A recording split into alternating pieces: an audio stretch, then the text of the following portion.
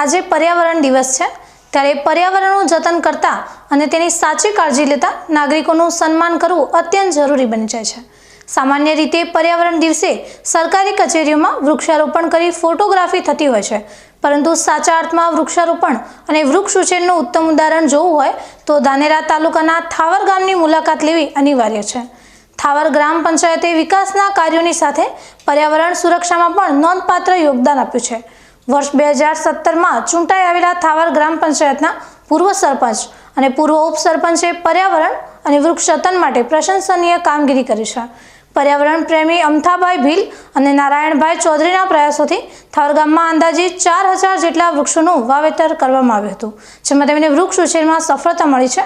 વન્ય પ્રાણીઓ અને પાણીની અછત જેવી પ્રતિકૂળ પરિસ્થિતિઓ વચ્ચે પણ ગામમાં અલગ અલગ જગ્યાએ વૃક્ષારોપણ કરીને સાચા અર્થમાં પર્યાવરણની સેવા કરવામાં આવી છે। પર્યાવરણ પ્રેમી નારાયણભાઈ અને અમથાભાઈએ થાવર ગ્રામ પંચાયતમાં થયેલા સફળ વૃક્ષારોપણ અંગે વધુ માહિતી આપતા જણાવ્યું કે ગ્રામજનોના સહયોગથી મુક્તિધામ અને જાહેર જગ્યાઓ પર વૃક્ષોનું વાવેતર કરવામાં આવ્યું હતું, જે આજે ગામની શોભા વધારી રહ્યા છે। પર્યાવરણ દિવસ છે તો હું ઠાવર ગામની વાત કરું તો 2017થી માંડીને 2022 સુધી મારા ધર્મપત્ની ડેપ્યુટી સરપંચ હતા અને જગ્ગુબેન અમથાભાઈ માજીરાણા સરપંચ હતા। તો એ વખતે અમારા ગામમાં વિકાસની કામની સાથે સાથે અમે વૃક્ષારોપણનું પણ ખૂબ સારી કામગીરી કરી છે। અમારા ગામની જગ્યામાં જે જાહેર જગ્યા છે ત્યાં અમે વૃક્ષો 5000 વૃક્ષો વાવ્યા હતા અને સ્મશાન ભૂમિ છે ત્યાં પણ વૃક્ષો વાવ્યા હતા। તો આજે ખૂબ મોટો વટદાર વૃક્ષો બની ગયા છે અને વૃક્ષોની ખૂબ જરૂર છે। વૃક્ષો હશે તો જ વરસાદ આવશે। એટલે મારે ગામ લોકોને એક વિનંતી છે કે આપણે દરેક ખેતરમાં ઘર આગળ વૃક્ષો વાવવા જોઈએ અને એક સંકલ્પ લેવો જોઈએ। બસ એ જ મારે કહેવું છે કે વૃક્ષો વાવવા ખૂબ જરૂરી છે। એ અઠેકણ કોઈ પણ ઝાડ નહોતું જે ટાઈમે વાય ત્યારે ઝેરી બાવળ હતા એ પણ કટાવી અને બધી સફાઈ કરીને બધી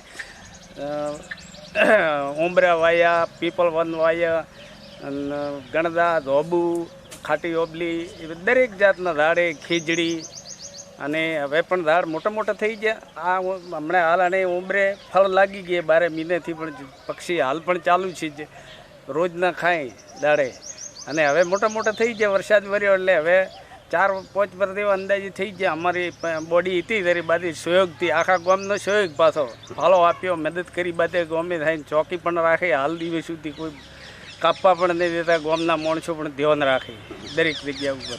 આજના સમયમાં વધતા જતા પ્રદૂષણ અને વૃક્ષોના નિકંદને કારણે પર્યાવરણ પર મોટું સંકટ ઊભું થયું છે। અસહ્ય ગરમી અને પાણીનું સંકટ પણ આ સમસ્યાના મૂળ કારણો છે। આ તમામ સમસ્યાઓનો જો કોઈ ઉપાય હોય તો તે છે વૃક્ષારોપણ। થાવર ગ્રામ પંચાયતના પૂર્વ સરપંચ અને ઉપસરપંચ દ્વારા કરાયેલું સફળ વૃક્ષારોપણ આજની પેઢી માટે અત્યંત ઉપયોગી સાબિત થઈ રહ્યું છે। જો આ જ રીતે આયોજનબદ્ધ રીતે તમામ ગ્રામ પંચાયતો અને સામાજિક સંસ્થાઓ સફળતાપૂર્વક વૃક્ષારોપણ કરે તો સાચા અર્થમાં પર્યાવરણની સેવા થઈ ગણાશે। થાવર અનુપમ પ્રાથમિક શાળાના આચાર્ય ઈશ્વરભાઈ ચૌધરીએ પણ થાવર ગ્રામ પંચાયત દ્વારા કરવામાં આવેલી વૃક્ષ ઉછેરની કામગીરીને સફળ ગણાવી છે, કારણ કે વૃક્ષો દ્વારા જ પર્યાવરણને બચાવી શકાય છે। વિશ્વ પર્યાવરણ દિવસ છે। માનવી દ્વારા વિવિધ પ્રવૃત્તિઓ થકી વર્તમાન સમયમાં પર્યાવરણનો જે સ્તર છે એ ખૂબ જ માનવીય જીવન અને અન્ય જીવો માટે ખૂબ ખતરારૂપ બની રહેલ છે। દિન પ્રતિદિન આ સમસ્યા વધતી જાય છે। એમાં વિવિધ પ્રકારે આપણે જોવા જઈએ તો માનવીય પ્રવૃત્તિઓમાં વૃક્ષારોપણ એક ખૂબ જ મોટું પરિબળ છે કે જેના થકી પર્યાવરણનું સંરક્ષણ થઈ શકે।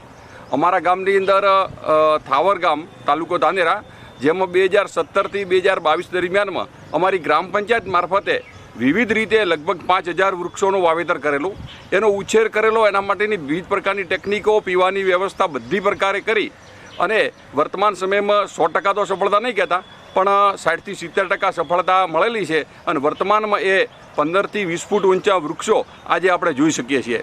આ રીતે દરેક ગ્રામ પંચાયત અથવા તો કોઈ એવું સંસ્થા હોય તો સંસ્થાઓ દ્વારા આ કામ ઉપાડી અને સામાજિક રીતે પણ ઉપાડી અને આ કામ કરી શકાય તો આપણા પર્યાવરણ સંરક્ષણ જે છે એમાં ખૂબ મોટું એક પરિબળ આપણને હાથ લાગશે।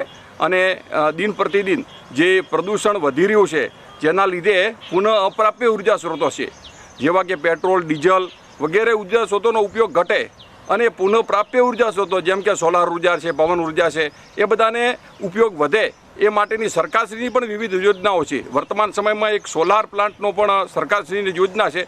એવી યોજનાઓનો પણ ઉપયોગ કરીને આપણે એક પરોક્ષ રીતે પર્યાવરણ બચાવ થાય એવા પ્રકારની એક પ્રવૃત્તિમાં સહભાગી બની શકીએ.